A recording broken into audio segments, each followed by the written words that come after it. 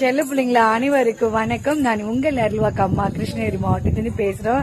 இப்ப என்ன சந்தோஷமான செய்தினா, நம்ம செருவாச்சூர் அம்மா மதுரகாளி அம்மா நம்ம காட்டர் ஓம் சக்தி அம்மன் திருக்கோயிலுக்கு வராங்க.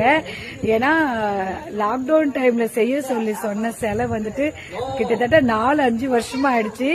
அந்த அம்பிகை என்னைக்கு வரணும்னு விருப்பப்படுறாளோ அது அன்னைக்குதான் வரும். ஆனா இன்னைக்குதான் வரணும்னு விருப்பப்பட்டிருக்கா போல இருக்கு. அதனால வந்து கொண்டிருக்காங்க. அது மட்டும் இல்லாம நான் நினைச்சிட்டு இருந்தேன் செல்ல பிள்ளைங்களா, என்ன நினைச்சேன்னா சித்ரா பௌர்ணமிக்குள்ளனா சிலை கொடுத்துருவாங்களோ என்ன பண்ணுவாங்களோ அப்படின்னு நான் யோசனை பண்ணிட்டே இருந்தேன். மிகப்பெரிய ஒரு சந்தோஷம். வெள்ளிக்கிழமை நாளதும் நம்ம தாய் வந்து கொண்டிருக்காங்க. அது மட்டும் இல்லாம நம்ம கோயில் இருக்கக்கூடியவர்கள் எல்லாம் காத்து கொண்டிருக்கிறாங்க. இருங்க செல்ல பிள்ளைங்களா,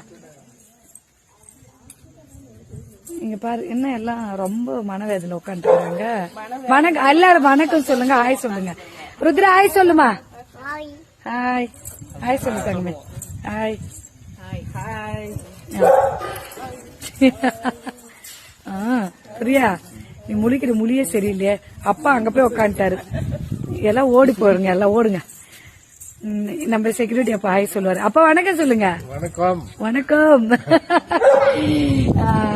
நம்ம அம்மாக்கு வந்து ஆர்த்தி, இது வந்து இந்த பூ நம்ம செடியிலிருந்து எடுத்திருக்கிறாங்க பாரு, எவ்வளவு ஃப்ரெஷ்ஷா இருக்குது பாரு சொல்லுங்க.